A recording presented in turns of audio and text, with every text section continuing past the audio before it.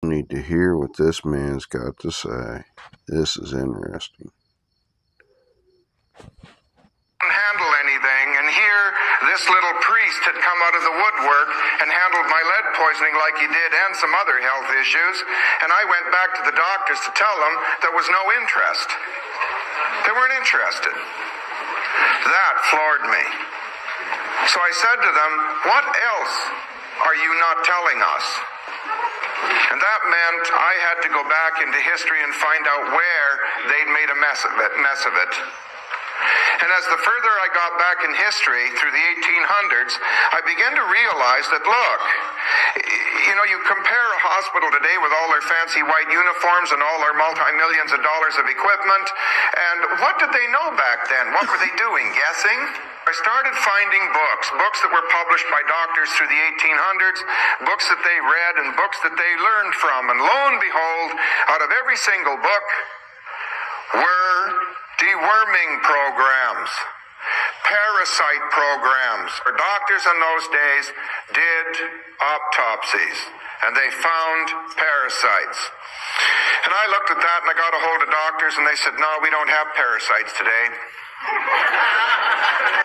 So we started to search for parasite programs just to see what was going on, to see if maybe something was happening that we really didn't understand. So I did myself first.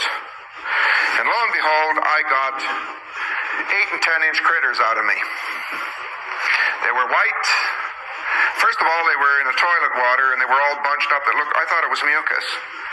Until, just for a curiosity, I threw some hot water in the toilet to warm it up, and then went, and gosh, they strung out, and they were swimming all over.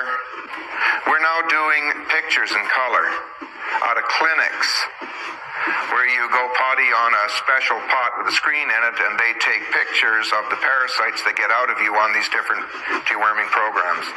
Woman got 18-inch long critters out of her that were so thick she couldn't get them into a top of a juice bottle.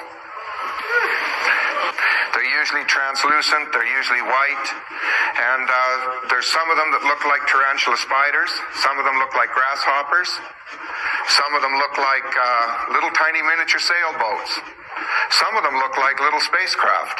Yeah, this is really strange stuff. I have never yet dewormed anyone where they didn't tell me, hey, I feel 25% better. Maybe got halitosis, you're loaded, because that's worm urine and worm droppings that you're breathing out. So it's no wonder your breath's bad. When they pee, that's called ammonia. So just go to a doctor, have a blood test, and see what level of ammonia is in your blood. If you have ammonia in your blood, that's called worm urine. You get a headache. You got the headache because the worms are all peeing, trying to get you to eat something else. They're trying to make you sick so you'll get off of what you're doing and start eating. So you take some arginine and orthodine in a matter of 20 minutes. If the headache's gone, you've neutralized the worm urine, and you